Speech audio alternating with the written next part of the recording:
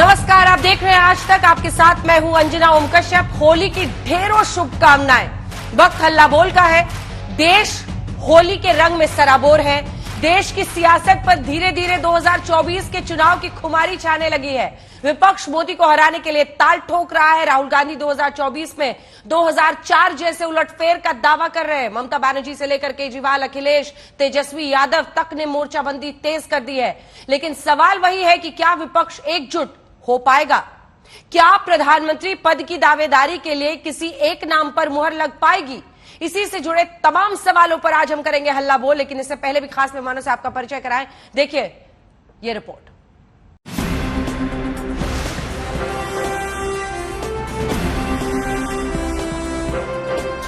रंग है जोश का, रंग है उत्साह का, रंग है उमंगों का, रंग है त्योहार का। रंग सियासत का भी 2024 वाला रंग है। जो सत्ता में है उनके पास फिर से सत्ता बचाने के सपनों का रंग है, और जो सत्ता से बाहर है उनके सामने सत्ता हासिल करने की चुनौतियों का रंग है। कांग्रेस उम्मीद लगाए बैठी है कि 2024 में वक्त बदलेगा। Before the BJP was in power for 10 years, we were in power for 10 years, right? And so it's not, I mean, the BJP likes to believe that they've come to power in India and they're going to be in power eternally, you know, that's not the case, right? To say that now the BJP is in power and, you know, the Congress is gone, I mean, that's actually ridiculous. Congress के अध्यक्ष पहले ही 2024 में गठबंधन की जीत और कांग्रेस की अगुवाई में सरकार का दावा कर चुके हैं। In 2024,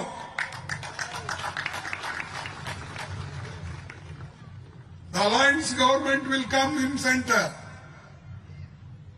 Congress will lead.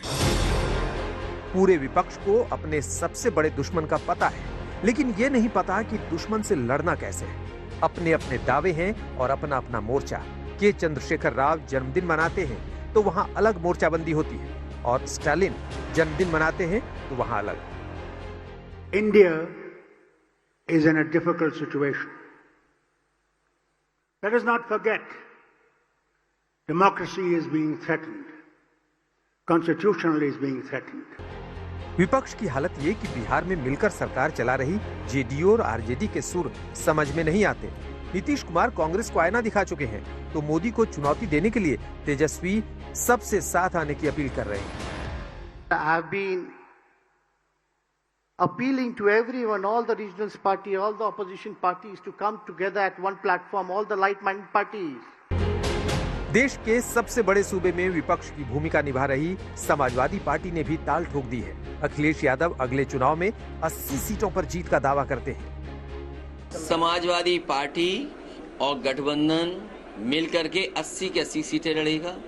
अभी भारतीय जनता पार्टी ने जो हार देखी है, मैनपुरी में जो हार हुई है, वो अभी तक आकलन नहीं कर पाए कि इतना बुरा क्यों हारे। और बुरा इसलिए हारे कि महंगाई का इनके पास जवाब नहीं है, बेरोजगारी का जवाब इनके पास नहीं है, किसान की आय दोगुनी का जवाब नहीं है, और जो सुविधाएं जनता को मिलनी चाहिए, चाहे स्वास्थ्य की हो चाहे अन्य विभाग की, वो कोई सेवा नहीं दे पा रही है। आम आदमी पार्टी 2024 में बीजेपी की विदाई का दावा तो करती है, लेकिन ये नहीं बताती कि प्रधानमंत्री कौन होगा। उधर तृणमूल कांग्रेस ममता बनर्जी की दावेदारी मजबूत करती है। 2024 में तो बीजेपी चला जाएगा, फिर नरेंद्र मोदी जी कहां जाएंगे, कौन कंट्री उनको जगह देंगे, ये सोचने का बात है। विपक्ष के तमाम दावों और दावेदारी के बीच दूसरी ओर मोदी नाम की चुनौती है। 140 करोड़ देशवासियों के आशीर्वाद, ये मेरा सबसे बड़ा सुरक्षा कवच है, और गालियों के शस्त्र से, झूठ के शस्त्रास्त्रों से इस सुरक्षा कवच को कभी तुम भेद नहीं सकते हो। विपक्ष की उम्मीदें बड़ी हैं और सामने चुनौती भी काफी बड़ी है। देखना होगा कि रास्ता क्या निकलता है। आज तक ब्यूरो।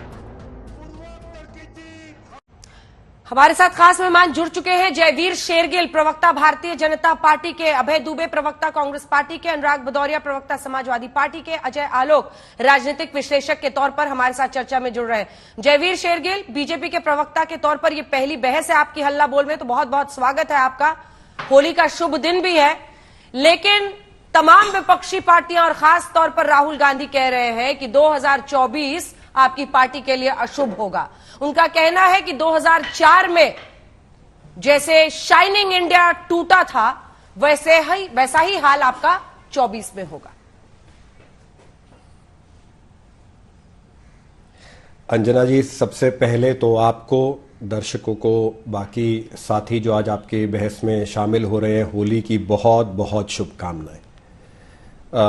अंजना जी, अब विपक्षी एकता पे 2-3 बातें रखूंगा बहुत ही शॉर्ट में। सबसे पहले तो माननीय श्री राहुल गांधी जी की भारत तोड़ो यात्रा और अब जो भारत बदनाम करो यात्रा विलायत में चल रही है, उसने फिर से एक बात पे मोहर लगा दी है कि 2024 में शायद धरती पे डायनासोर तो वापस आ सकते हैं पर कांग्रेस पार्टी सत्ता में नहीं आ सकती।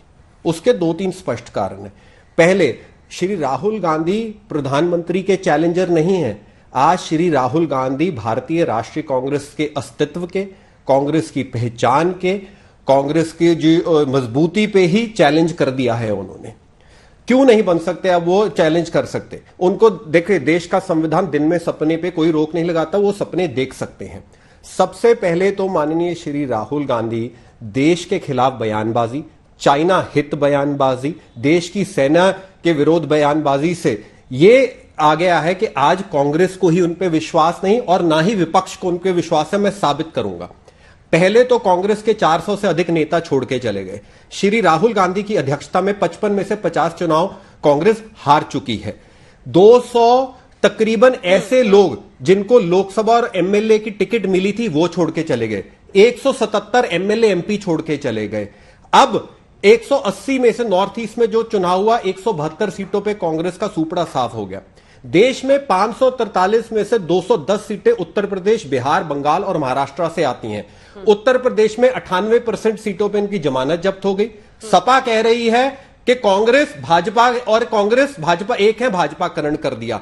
बंगाल में श्री राहुल गांधी त्रिपुरा में जब स्कीइंग से फुर्सत से आए, बंगाल में उन्होंने ममता पे धावा बोल दिया। आज जो 9 चिट्ठियां सरकार को लिखी हैं विपक्ष ने, उनमें कांग्रेस पार्टी ने साइन ही नहीं किया। मुद्दा तो यह है कि आज विपक्ष के पास ना साझा उद्देश्य है, ना साझा लक्ष्य है, ना साझा नेता है। चेहरा क्यों देखते हो? एक छोटा सा सवाल जिसके बाद एक सेकंड आ रही हूं, अभी दिखाइएगा रिपोर्ट। 2004 में कौन था चैलेंजर? कौन था? जब अटल बिहारी वाजपेयी प्रधानमंत्री थे, पूर्व प्रधानमंत्री, और उस वक्त शाइनिंग इंडिया, फील गुड, बहुत सारे कैंपेन्स चल रहे थे। बस लग रहा था कि अब तो इंडिया चमक गया। क्या हुआ था 2004 में? कोई चैलेंजर नहीं था सामने से। कौन था चैलेंजर? चलिए अंजना जी, पहले तो बहुत अच्छा आपने प्रश्न पूछा है और 1 मिनट के अंदर इसका उत्तर भी दूंगा। हाँ। एक आज तक की रिपोर्ट आई है, मूड ऑफ द नेशन। हाँ। 2024 में मुद्दों पे आपने एक पर्सनैलिटी की भी बात रखी और मुद्दों की भी बात रखी। 284 सीटें भारतीय जनता पार्टी को, 68 कांग्रेस को। क्यों? मुद्दों पे। मुद्दे क्या है? आज भारतीय राष्ट्रीय कांग्रेस खेमे से जनता किस पे तय करेगी? खबर क्या आती है? चाइना एस्पायरिंग पावर है, India is a confuse nation without a vision.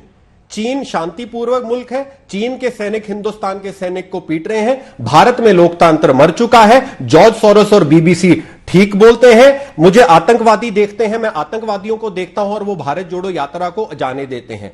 दूसरी तरफ भाजपा खेमे से क्या खबर आती है? आज 80 करोड़ लोगों को अनाज मिल गया, 220 करोड़ लोगों का टीकाकरण हो गया, आज 30 से 35 करोड़ महिलाओं के लिए शौचालय बन गए, आज करोड़ों जनधन खाते खुल गए, आज हिंदुस्तान 5वीं सुपर पावर इकोनॉमी बन चुकी है, G20 में भारत की वाहवाही हो रही है, जापान को ऑटोमोबाइल में पीछे छोड़ दिया, स्मार्टफोन पे दूसरे नंबर पे आ गए हैं।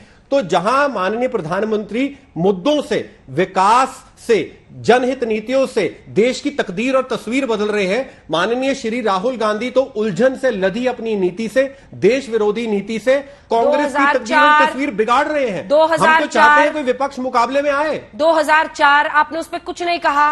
अल्टीमेटली यूपीए बना, यूपीए ने सरकार बनाई, मनमोहन सिंह बाद में प्रधानमंत्री बने, लेकिन कोई चैलेंजर तो नहीं था ना। मैं लौट रही हूं आपके पास, मैं लौटूंगी, तीसरी कोशिश करूंगी। अभय दुबे जी, लेकिन नेता की क्रेडिबिलिटी जब देश में सबसे बड़ा फैक्टर हो, यह आप भी कहते हैं कि नरेंद्र मोदी के ही नाम पे ये लोग चुनाव लड़ते हैं। ये खुद मल्लिकार्जुन खड़गे ने कहा है कि पंचायत चुनाव हो तो, एमसीडी चुनाव हो तो, विधानसभा हो तो, लोकसभा हो तो। आपको भी पता है एक नेता और उसके चेहरे पर इस वक्त देश में जनता वोट कर रही है, तो क्या नेता की क्रेडिबिलिटी को अगर मात देनी है तो आपको सामने एक क्रेडिबल नेता नहीं चाहिए? अंजना जी, आंशिक रूप से तो आप ही ने अपनी बहस में इसका जवाब दिया है। काम को देखो चेहरा न देखो, चेहरों ने लाखों को लूटा, काम सच्चा और चेहरा झूठा। भारतीय जनता पार्टी के प्रवक्ता को देखिए, अभी नई भारतीय जनता पार्टी ज्वाइन जयवीर जी ने की है, तो एक फहरिस्त लेकर आए अपने आप को जस्टिफाई करने के लिए कि कितने लोग कांग्रेस पार्टी छोड़कर गए।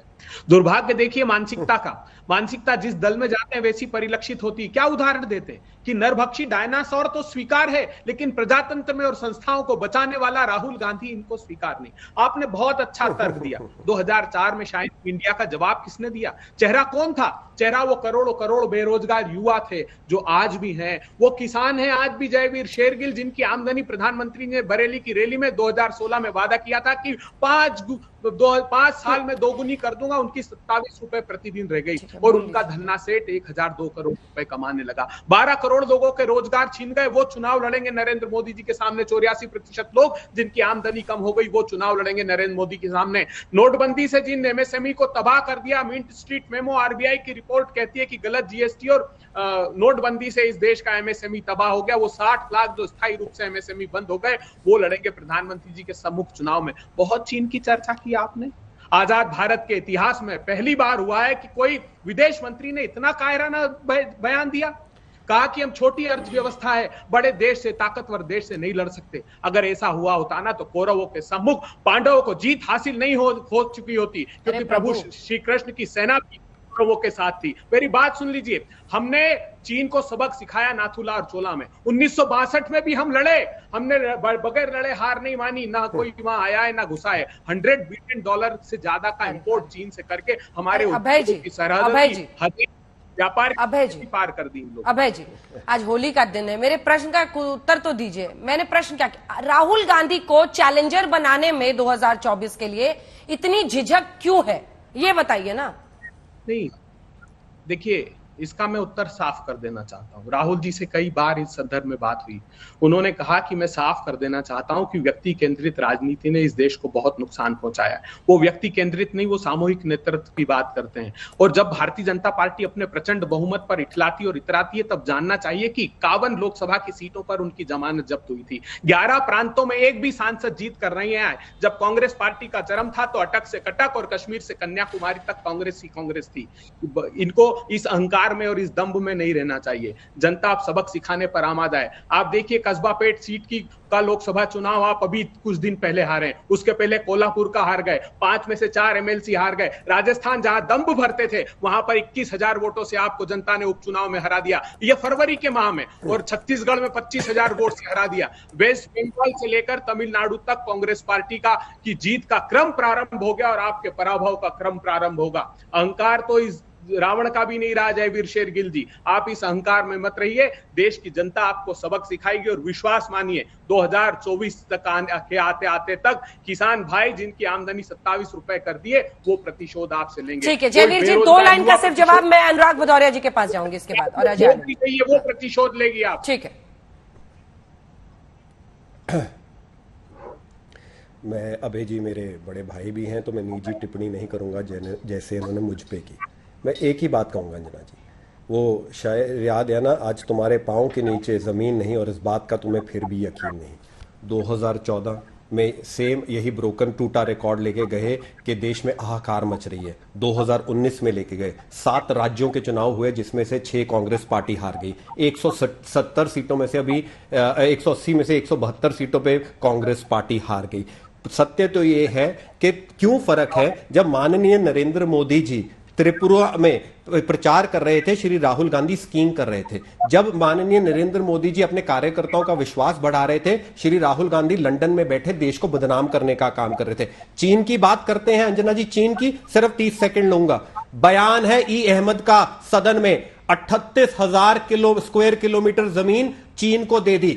आपके ही चैनल पे भी खबर चली थी 2009 में, जब पत्रकार ने चीन की घुसपैठ पे खबर लिखी तो भारतीय राष्ट्रीय कांग्रेस ने पत्रकारों पे एफआईआर दर्ज करवा दी कि आप चीन पे रिपोर्ट भी कैसे लिख सकते हैं। जब अधीर रंजन चौधरी ने चीन को कहा ये एक सांप है, इन्होंने उनसे ट्वीट डिलीट करवाया, एमओयू से अपना चंदा इकट्ठा किया। सलमान खुर्शीद जब चीन का प्रश्न पूछा पत्रकारों ने बतौर मंत्री, उन्होंने कहा मैं चीन का मुद्दा नहीं उठाऊंगा क्योंकि चीन से हमारे रिश्ते खराब हो जाएंगे। और 2008 में जोरावर पॉइंट किसने गवाया? इन्होंने। आज हिंदुस्तान के आर्मी चीफ का बयान मेरे हाथ में, अंजना जी, जो इन पे विश्वास नहीं है, वो कहते हैं हिंदुस्तान ने 1 इंच जमीन भी चीन को नहीं दी। ठीक है, दिक्कत ये है कि आज छोटा सा जवाब, भाई चीन पर चुन चुन के आपके भेद खोल रहे हो। ये बयान है देश के आर्मी चीफ का। चीन पर चुन चुन के भेद खोल रहे हैं आपके 2009 वाले। अंजना जी, आप याद कीजिए डोकलाम में क्या कहा हमको, 71 डेज का स्टैंड ऑफ था। निर्मला सीतारमण जी ने कहा कि दोनों सेनाओं का डिसंगेजमेंट हो गया, लेकिन 5 मार्च 2018 को लोकसभा का जवाब उठाकर देख लीजिए, उन्होंने इस बात का उल्लेख किया कि चीन ने उसी स्थान पर परमानेंट मिलिट्री इंफ्रास्ट्रक्चर बना लिया है। क्या आज ये बात सही नहीं है कि देश के रक्षा मंत्री ने सदन में बयान दिया कि हम डिसंगेजमेंट कर रहे हैं, तब सारे लोगों ने कहा था कि कैलाश रेंजर्स को खाली मत करिएगा। आज कोंचेक स्टेंजी जो लद्दाख के मंत्री हैं, वो क्या कहते हैं कि 50 साल से जो पेट्रोलिंग पॉइंट 16 हमारे पास था, वहां नया बफर जोन बना दिया। डॉलर बे गोल्डी के नीचे पेट्रोलिंग पॉइंट 10, 11, 12, 12A, 13, ये सारे के सारे नए बफर जोन बन गए। फिंगर एरिया 4 से 8 तक नया बफर जोन बन गया, अर्थात चीन के हिस्से में हमने दे दिया। अरुणाचल प्रदेश में पूरा का पूरा गांव बसा दिया लोगों ने। और आज ये कहते हैं, भाई सबूत दीजिए। 6 अगस्त को सेना ने डॉक्यूमेंट जाना कि यूनिलैटरली स्टेटस को चेंज कर दिया, इन्होंने दस्तावेज प्रधानमंत्री जी ने वहां से हटा दिया। हमारे विदेश मंत्री ने चीन के विदेश मंत्री से बात की, आप डॉक्यूमेंट देख लीजिए, उन्होंने कहा यूनिलैटरली स्टेटस को चेंज किया। अच्छा, एक बात बता दीजिए अभय जी को, एक सेकंड मेरे साथ दिखे। अभय जी, क्या अधीर रंजन चौधरी जी का ये ट्वीट कांग्रेस पार्टी ने डिलीट कराया था, हाँ या ना बोलिएगा, जिसमें उन्होंने लिखा be careful China, Indian forces know how to defang the venomous snakes like you, entire world is watching the sinister design of yellow expansionist, जिसका वो जिक्र कर रहे हैं कि चीन एक सांप की तरह है। क्या ये ट्वीट उनका डिलीट कराया गया था? अंजना जी, देखिए, डिलीट कराने के संदर्भ में तो मुझे नहीं पता, लेकिन सांप जैसी व्याख्या, क्योंकि ये 2 देशों के संबंध, सुनिए ना, 2 देशों के संबंध आपस में होते हैं। प्रधानमंत्री जी ने तो नाम तक नहीं लिया चीन का, चीन को, और क्लीन चिट दे दी कि ना वहां कोई आया है ना घुसा है, जबकि डिफेंस मिनिस्ट्री ने डॉक्यूमेंट्री एविडेंस डाला अपनी साइट पर। मैं लौट रही हूं, गांधी जी ने ट्वीट, मैं लौट रही हूं। अनुराग जी, अगर 2024 में मोदी को रोकना है तो एक सेकंड, मैं लौट रही हूं, मैं जयवीर जी थोड़ा सा रुक जाइए, क्योंकि फिर ऐसे ही उलझ के रह जाएगा एक दूसरे में। अनुराग जी, क्या ये क्षेत्रीय दल जो है, उनकी आकांक्षाएं और महत्वाकांक्षाएं इतनी ज्यादा है कि वो एक सही और सच्ची बात को नहीं देख पा रहे हैं कि कांग्रेस पार्टी 18 से 19, 19.5% वोट बरकरार रख पाई है। मोदी वेव के पीक में भी वो 19.1%, 5% वोट्स उनके 2019 में रहे थे। ऐसे में ऐसी बड़ी पार्टी के साथ लामबंद अगर तमाम क्षेत्रीय दल हो जाए तो एक प्रशस्त विपक्ष हो सकता है, पर सब इससे कतराते हैं, सबको पीएम बनना है। क्या मैं गलत कह रही हूं अनुराग जी? वही तो कमाल की बात है। देखिए, आप हल्ला बोल में भी भारतीय जनता पार्टी और कांग्रेस चाहती है कि हम दोनों के बीच में नूरा कश्ती चलती रहे और जनता के मुद्दों पे चर्चा ना हो। आप बताइए, आप 25 मिनट से आपने डिबेट की, जनता को क्या चाहिए था? जो अभी बहस दोनों लोग कर रहे थे, एक दूसरे के ऊपर आरोप लगा रहे थे, 2009 की बात कर रहे थे, एक 2080 की बात कर रहे थे, एक फिर 2090 तक, 1990 में चले गए। भाई 2023 तक कोई आएगा कि नहीं आएगा? या 2022 में जिनकी जो समस्याएं 2014 के बाद जो देश के अंदर समस्याएं, उस पर चर्चा होगी कि नहीं होगी? आज के दिन में युवाओं को क्या चाहिए, इस पर चर्चा नहीं होगी? किसान को क्या चाहिए, इस पर चर्चा नहीं होगी? क्या जो देश की जो कहते हैं जरूरतें, जो सामान है, उनको कैसे मिलेगा? महंगाई पे चर्चा ही नहीं होगी। कमाल की बात। ये दोनों देखो एक दूसरे पर आरोप लगाते रहते। तुमने 1980 में क्या किया था, हमने 2009 में ये किया था, हमने 2014 में क्या किया। तो सवाल ये नहीं अंजना जी, हम जो विपक्ष के लोग हैं या हम जो समाजवादी लोग हैं, हम हमेशा जनता के मुद्दे की बात करते हैं। हम इनसे सवाल पूछते हैं कि आपने कहा था कि हम जब आएंगे तो किसान की इनकम दोगुनी करेंगे, तो क्या कर दी? सवाल ये है जिसका जवाब ये नहीं देंगे। अभी आए बाएं साएं बोलेंगे। अभी आप इनसे जवाब लेंगे तो इनसे पूछा जाएगा कि महंगाई की दर 7% के करीब पहुंच गई, क्यों भाई? इस पे कब जवाब दोगे? आप बेरोजगारी दर 8 पार करेगी, इस पे कब जवाब दोगे? रुपया पतला होता चला जा रहा है मोटे की जगह, इस पे जवाब कब होगा? या ये बता दीजिए हेल्थ व्यवस्था जो इतनी बुरी तरह चरमराई, उस पे जवाब कब होगा? नहीं जवाब होगा, क्योंकि जवाब देना नहीं चाहते। और फिर इससे कहेंगे कि समाजवादी लोग आते हैं डिबेट में तो महंगाई बेरोजगारी पे सिर्फ चर्चा करते हैं। यही तो मुद्दा है जनता का, दूसरे तो मुद्दे हैं नहीं। दूसरे मुद्दे तो भटकाने के लिए हो सकते हैं कि आप भटकाना चाहते हो उधर उधर की बात करके। तो इसलिए मैं सीधा सवाल मेरा भारतीय जनता पार्टी से है कि आप चेहरे की चिंता क्यों करते हैं भाई? यहाँ जनता चुनाव लड़ेगी, जनता युवा चुनाव लड़ेगा, महिलाएं चुनाव लड़ेंगी अपने अधिकार के लिए, किसान अपने अधिकार के लिए चुनाव लड़ेगा। यहाँ चेहरे की जरूरत नहीं है, क्योंकि जो जिस तरह से आपने महंगाई से कमर तोड़ी है ना उनकी, उसके वो भी आपको कमर तोड़ जवाब देंगे, अपने वोट के माध्यम से कमर तोड़ जवाब देंगे। आपको लगता है कि हमने वोट ले लिया और वोट लेने के बाद हम चूंकि अगर हमें सत्ता मिल गई तो इसके मतलब आप जनता के भले का काम कर रहे हो। सत्ता तो 70 साल कांग्रेस ने भी चलाई थी, तो क्या जनता का भला हुआ था? इसलिए आप सत्ता पे मत बोलिए कि हम चुनाव जीत गए इसलिए हम अच्छा काम कर रहे हैं। चुनाव कांग्रेस भी जीतती है, इसलिए आप इस तरह की बातें करना बंद कीजिए, कम से कम जनता की बात कीजिए। आप जब भी मुंह खोलते हो तो कांग्रेस, जब भी मुंह खोलते हो तो कांग्रेस। अरे कांग्रेस जनता नहीं है, कांग्रेस नहीं है जनता। जरा पलट के जनता की तरफ देखिए कि क्या हालत है जनता की। होली में माहौल देखिए, किस तरह से आपने सिलेंडर मजबूत किया, किस तरह से आपने महंगा किया है। देखिए उनके घरों में कैसे वो गुजिया बनाएंगे, बताइए जरा आप, कैसे उनके घर में गुलाल खिलेगा? क्या है उनके पास गुलाल खेलने के लिए? वो आपने उन्हें सुविधाएं दी वो? क्योंकि आप उनका सिलेंडर गैस सिलेंडर महंगा करोगे, फिर डीजल पेट्रोल महंगा कर दोगे, उनको जीना मुश्किल कर दिया आपने जनता को। अजय लोग जी जवाब दीजिए, कतराते हो। वो कह रहे हैं कि गुजिया कैसे बनेगा? कांग्रेस पे हमलावर होते हो, गुजिया कैसे बनेगा? वो कह रहे हैं जनता लड़ेगी इस बार चुनाव सरकार के खिलाफ, जनता चुनाव लड़ेगी सरकार के खिलाफ, उसमें चेहरा देखने की जरूरत नहीं है। बिल्कुल, विपक्ष को अपना नैरेटिव बनाने का हक है, क्यों नहीं बने।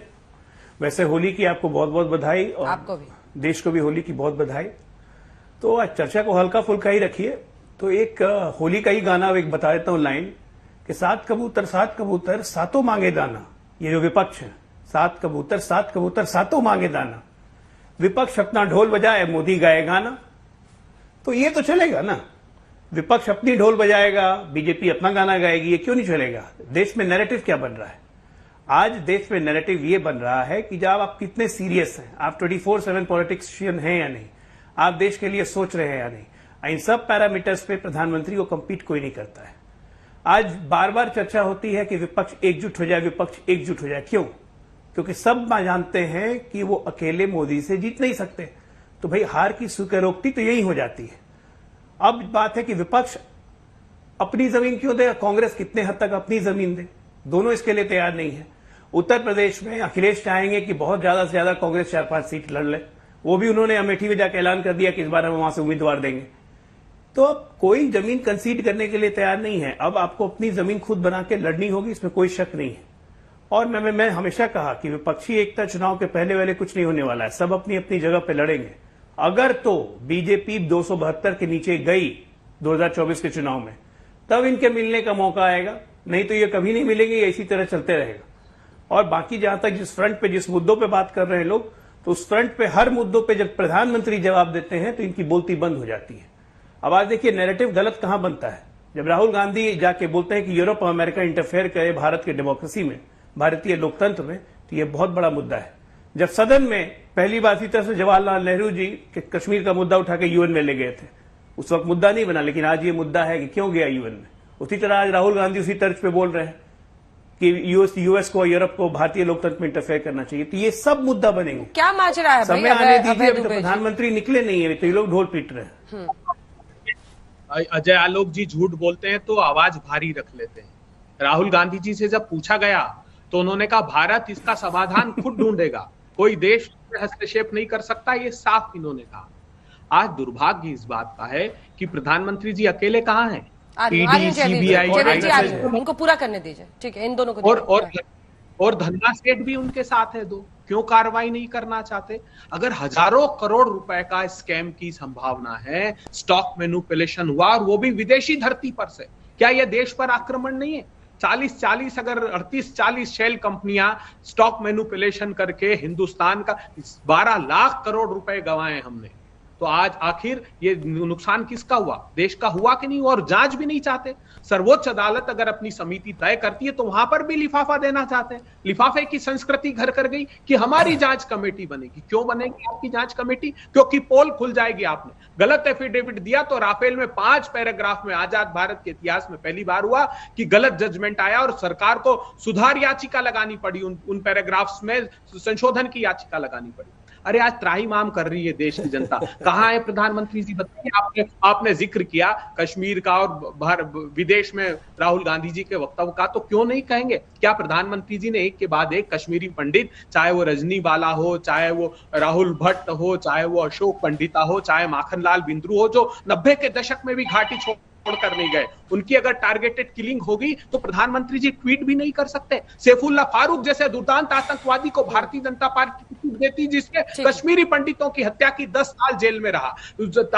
तारिक अहमद मीर आतंकवादी को विधानसभा का टिकट दिया। तालिब हुसैन हमारे गृह मंत्री का मंच साझा करता भारतीय जनता पार्टी का कार्यकर्ता आतंकवादी, तब शर्म नहीं आती, तब शर्मसार नहीं होते, शर्म से सिर नहीं झुकता। लेकिन प्रखंड राष्ट्रवाद की बातें करते हैं सत्ता की भूख मिटाने के लिए। अंजना जी, इनको 2 मिनट मिले, मैं 1.5 मिनट में खत्म कर दूंगा बात, और एक चैलेंज भी दूंगा आज तक के शो पे। अगर मैं सही तो अभय दुबे राजनीति छोड़ेगा, अभय दुबे सही तो मैं राजनीति छोड़ूंगा। अरे जवाब तो कमल हसन के साथ 3 मेरे प्रश्न हैं। 11:11 पे श्री राहुल गांधी का बयान है कि नहीं, जब चाइना के संदर्भ में India is a confused nation without a vision, चलाइए अपने शो पे। क्या कैम्ब्रिज में उन्होंने नहीं कहा China is a aspiring super power who believes in harmony, चलाइए अपने चैनल पे। क्या भारत तोड़ो यात्रा के दौरान राहुल गांधी ने नहीं कहा चीन के सैनिकों ने हिंदुस्तान के सैनिकों का पीटा, चलाइए अपने चैनल पे। क्या कांग्रेस के सलाहकारों ने, समर्थकों ने, सदस्यों ने जॉर्ज सोरोस, जिसका एक इतिहास है देशों को तोड़ने का, उसके बयान पे प्रधानमंत्री से स्पष्टीकरण मांगा कि नहीं बना?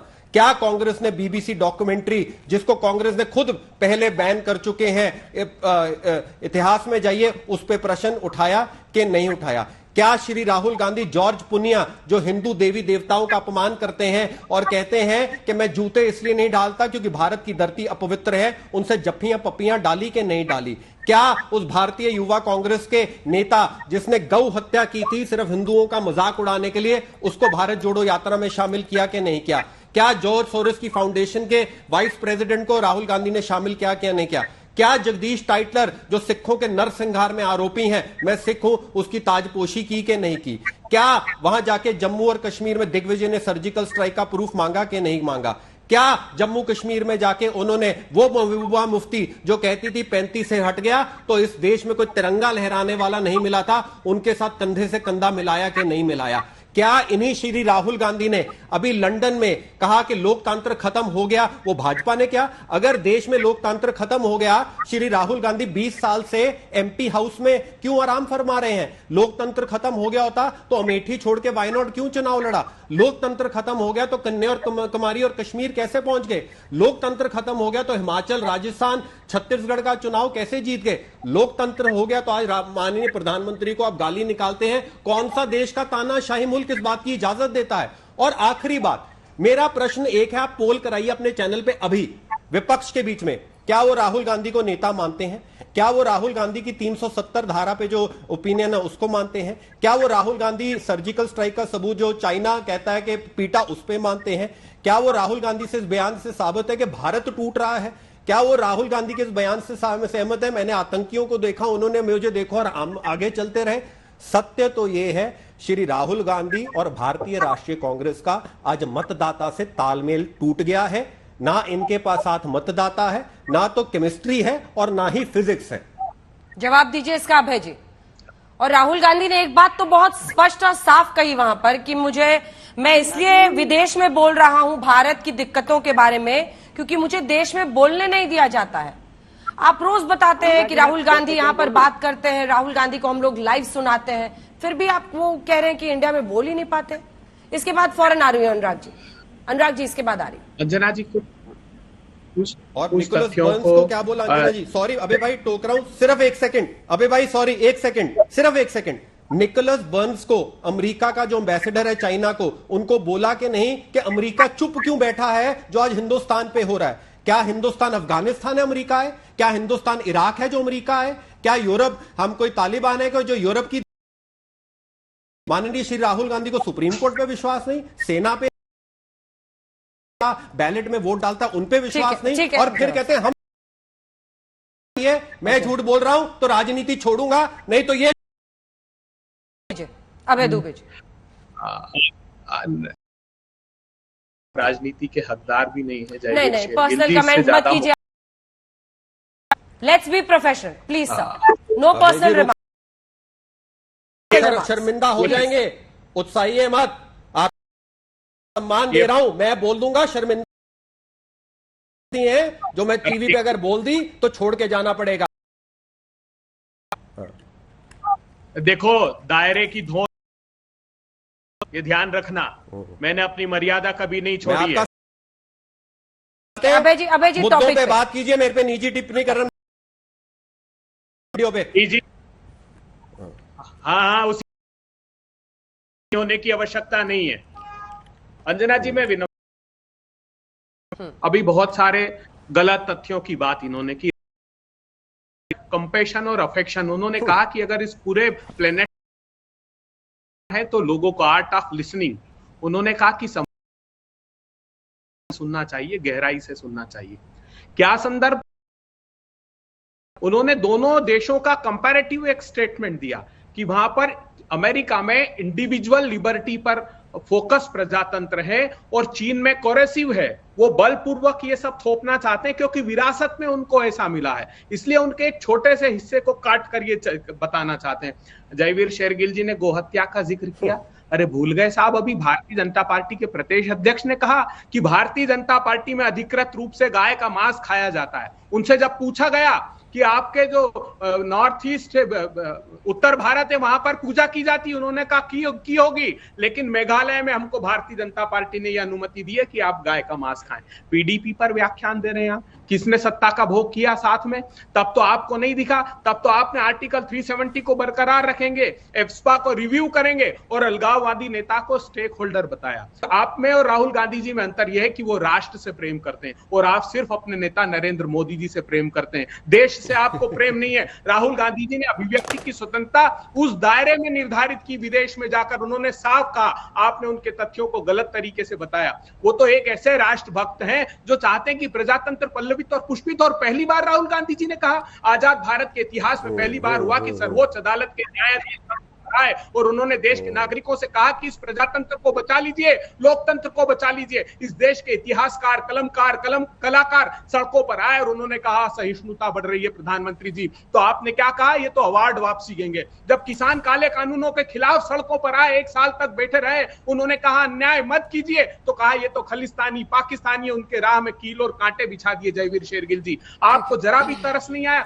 सिर्फ सत्ता की भूख मिटाने के लिए प्रतिपक्षी दलों को, समाज के साहित्यकार, कलाकार, इतिहासकारों को, किसानों को उच्च अदालत तक के लिए राष्ट्रीय स्वयंसेवक संघ ने लिख दिया कि विदेशी धरती के कहने पर ये कर रहे हैं। क्या ये शर्मनाक बात नहीं है? हम सबको मिलकर इस प्रजातंत्र को घोषित करने की आवश्यकता। ठीक है, देश की सवाल कौन पूछना चाह रहा था? ठीक है, अजय आलोक एक सवाल पूछना चाह रहे हैं, क्या सवाल है आपका? अरे मैं पूछ लूं अंजना जी, मुझे ठीक है, आ रही प्रभु, आ रही हूँ तुरंत। एक सवाल है खाली। अभय जी से ही सवाल है अंजना जी, दिक्कत तो ये है। अभय जी से ही सवाल है। राहुल गांधी ने कहा कि आरएसएस बिल्कुल मुस्लिम ब्रदरहुड की तरह है, तो अगर आरएसएस मुस्लिम ब्रदरहुड की तरह है तो राहुल गांधी को हिंदू कन्वर्ट कर देना चाहिए था। अभी तक जितने कन्वर्शन शुरू कर देने चाहिए थे, फोर्स कन्वर्शन कर देना चाहिए था। ये सब तो देश में हो रहा है कि नहीं हो रहा है? इस पर भी थोड़ा प्रकाश डाल दीजिए। अभी पढ़ा है राष्ट्रीय स्वयंसेवक संघ, मुस्लिम ब्रदरहुड जहां होता है वहां दूसरे धर्म के लोग रह नहीं सकते हैं ना।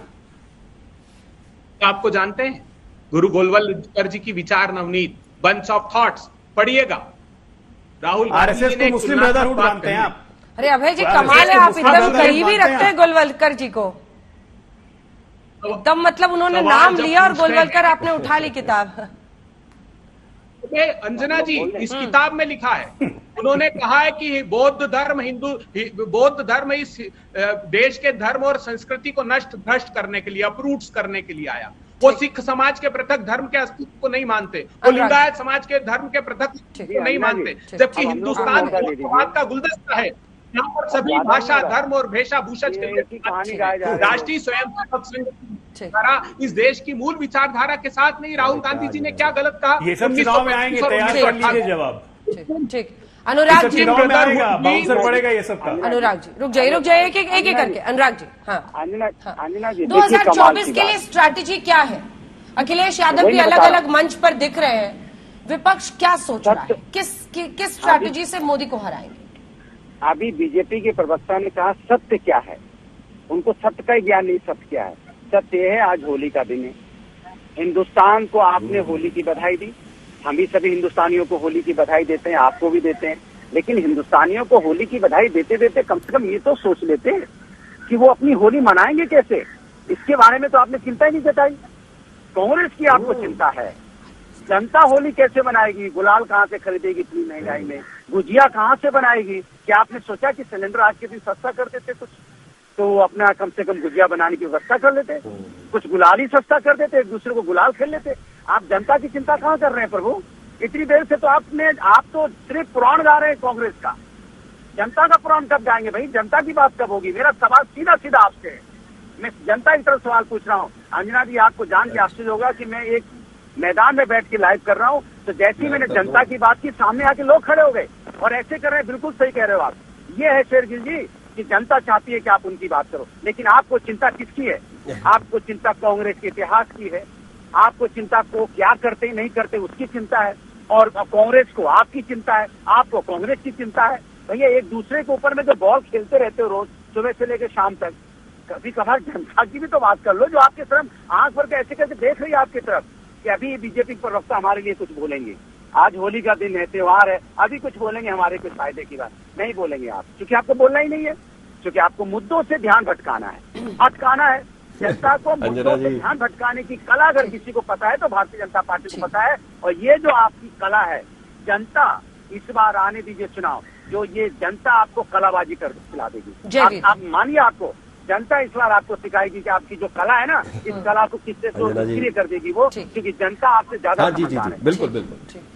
अब जयवीर जी जवाब दीजिए। पहले तो अंजना जी एक बहुत ही एक, क्योंकि होली है और एक बात हंसेदार बात रखना चाहता हूँ। आज भदौड़िया जी की जितनी गुजिया की और भुजिया की याद आ रही है, मैं इनको आज अपनी तरफ से तोहफा देना पड़ता है। मुझे लगता है इनका खाने का बहुत मन कर रहा है, तो भारतीय जनता पार्टी से मैं इनको एक डब्बा भिजवाई देता हूँ, क्योंकि पूरी डिबेट ही गुजिया भुजिया पे चल रही है। दूसरा बात, हम प्रवक्ता, एक मिनट रुक जाइए, मैंने आपको टोका नहीं, बोल लीजिए, चलिए बोलिए। नहीं शेरगिल जी, मैं आपकी चिंता नहीं कर रहा हूँ। अंजना जी पहले इनको चुप करवा लीजिए या मैं बोल लेता हूँ। अरे ठीक है, अब अनुराग जी जवाब सुनिए। अनुराग जी जनता को ठीक है, अनुराग जी अब जवाब सुनिए। जयवीर दूसरी, हाँ, 2-3 बातें अगर इनका खत्म हो जाए। इन्होंने कहा जनता की बात नहीं कर रहे, और इन्होंने कहा आज मैं जनता की बात कर रहा था तो आसपास जनता आ गई। तो पिछले 2 चुनाव उत्तर प्रदेश में हुए हैं, जनता आपको टीवी पे तो देखने आ रही है, पर जनता आपको वोट नहीं डाल रही। इसमें आपने मंथन किया है भाजपा पे आरोप लगाने की बजाय? जनता आपको देख रही है, वाह वाह तालियां मार रही है, पर आपकी वोट में तब्दील क्यों नहीं हो रही? क्योंकि आज भी जनता का माननीय प्रधानमंत्री पे विश्वास कायम है, वो अपनी जिम्मेदारी से फरार नहीं होते, उसको पूरा करते हैं। अब आपने कहा जनता कैसे खाएगी? जो 60 लाख नई रिक्रूटमेंट माननीय प्रधानमंत्री ने की है, जो 6.5 crore employ state insurance corporation में जुड़े हैं, जो 7.5 लाख करोड़ केपेक्स में आज निवेश हुआ है, जो नॉर्थ ईस्ट में जो 25 सालों में जितना निवेश नहीं हुआ उतना हुआ है, जो आज वंदे भारत ट्रेन चल रही है, जो आज जनधन खाते चल रहे हैं, जो आज 12 करोड़ किसानों का किसान सम्मान निधि योजना से सुधार हो रहा है, तो जनता ये जो विकास का हलवा खा रही है उस पे हमें विश्वास देगी। मैंने इनको टोका नहीं। आखिरी बात, ये सुनिए, आप इतने तिल मिला क्यों रहे हैं? सुनिए, मैं इनको चेतावनी नहीं दे रहा, मुझे एक डिबेट खत्म होने पे जा रही है, इन सब की बातें मैं मान लेता हूं भारतीय जनता पार्टी। तो क्या ये मतदाता की सूझबूझ पे आज प्रश्न उठा रहे हैं? वो मतदाता जिन्होंने आज भारतीय जनता पार्टी जो कभी 2 सीटों पे थी, आज पूरे भारत में एक बीजेपी का फुटप्रिंट है बढ़ा दिया अपने आशीर्वाद से, उनकी सूझबूझ पे प्रश्न उठा रहे हैं। वो भारतीय जनता पार्टी जो उत्तर प्रदेश में आ गई, वो भाजपा जो नॉर्थ ईस्ट में आ गई, वो भाजपा जो आज हर एक्सपेंशन मोड में है, क्या उनकी सूझबूझ पे प्रश्न उठा रहे हैं? क्या आज मतदाता 90 करोड़ सिर्फ तालियां सुन के आज वोट दे रहे? नहीं, क्यों माननीय प्रधानमंत्री जो कहते हैं वो करते हैं, और विपक्ष ना कुछ कह रहा है ना कुछ कर रहा है। आप ओपिनियन पोल कराइए, किन मुद्दों पे माननीय प्रधानमंत्री को घेरेंगे? आपने महंगाई की बात की, आपको पता है यूपीए के दौरान आटे में कितनी वृद्धि हुई थी और कितने प्रतिशत? आपने पहले रिकॉर्ड क्यों नहीं किया? सबसे बड़ी पांचवी अर्थव्यवस्था बन गए हैं। कभी बॉर्डर पे 3600 करोड़ का ढांचा क्यों नहीं बना? क्यों आज युवाओं को स्टार्टअप्स और यूनिकॉर्न्स देश में इतने बढ़ गए हैं? अब उत्तर तो दीजिए, घेरेंगे किस बात पे? और आप सारे जो टीवी पे बैठे हैं और खास करके कांग्रेस और सपा, बिदुरिया जी ये बताइए, उत्तर प्रदेश में पूरे विश्व में 540 से अधिक लोकसभा है, आप मान लीजिए सारी जीत भी गए, वो अखिलेश यादव जो कहते हैं कांग्रेस भाजपा की बी टीम है, आप उसको समर्थन देंगे? बताइए, आप आंकड़े कहां से लाएंगे? सुन लीजिए, उत्तर दीजिए। दूसरा, 370 पे आप कांग्रेस का समर्थन करते हैं, उसका जवाब दे रहे हैं वो, अनुराग जी उसका जवाब दे रहे हैं। चौथा, लोकतंत्र उन पे समर्थन करते हैं। उत्तर दीजिए। जवाब ले लो कि सवाल ही पूछोगे, जवाब ले लो। हमने क्या कहा? हम जनता के साथ खड़े हैं। आप किसके साथ खड़े हैं? आप सत्ता के साथ खड़े हैं। आपको सत्ता चाहिए, किसी कीमत पर भी चाहिए। जनता आपके हमें साथ क्या ना चाहिए? खड़ी। जनता का साथ चाहिए। दिक्कत है, आप तो जनता के साथ खड़े, जनता आपके साथ नहीं खड़ी। जनता के मुद्दों उत्तर प्रदेश में पिछले 2 बारी में आपको वास्तविकता का आईना दिखाया, आप क्यों नहीं स्वीकार कर रहे? अभी अनुराग जी को जनता के मुद्दों पे समर्थन दिया जाएगा। आपके मुद्दों से नहीं होगा, जनता के मुद्दों पे समर्थन देंगे अगर हमें देना होगा किसी को। तो इसकी चिंता आपको करने की जरूरत नहीं। मैंने कई बार आपको बोला है कि आप विपक्ष से जितना टारगेट करती है ये सरकार क्या, ये बताइए क्या सरकार? पर एक इमेज बन रही है ना अनुराग जी के, कन्नी काट रहे हैं राहुल गांधी से अखिलेश यादव, भारत जोड़ो में भी नहीं गए। मैंने आपसे क्या बोला? सबकी अपनी अपनी पार्टी है, कांग्रेस अपनी पार्टी है, हमारी अपनी पार्टी है, दूसरे दल की अपनी पार्टी है, सबकी अपनी अपनी पार्टी है ना। और सब अपनी अपनी जगह चुनाव लड़ेंगे। ठीक है, बाजी बात है। एक लाइन अजय आलोक, एक लाइन 24 की क्या तैयारी, कौन किस पे भारी? एक लाइन। अंजना जी, ये सब डिबेट्स चलते रहेंगे। 24 पे बिल्कुल जनता एक विश्वास, एक नेतृत्व और एक अच्छे गवर्नेंस की तरफ देख के ही वोट करेगी। और सच्चाई है कि आज प्रधानमंत्री मोदी जी चेहरा है, विपक्ष में बहुत सारे चेहरे हैं लेकिन कोई एक साझा चेहरा नहीं है, वो नहीं होगा। अभय दुबे हम तो देश की जनता को जयवीर जी प्रेरित करना चाहते हैं कि जिस प्रकार उन्होंने मध्य प्रदेश, छत्तीसगढ़, राजस्थान, बिहार, दिल्ली, पुदुचेरी, वेस्ट बंगाल, तमिलनाडु, उड़ीसा, बड़े प्रांतों में चुनाव हराया प्रधानमंत्री जी को, हाल ही में हिमाचल प्रदेश में, उन बुनियादी मुद्दों पर, सिद्धांतों पर वोट करे और भारतीय जनता पार्टी जरूर हारेगी। Last line.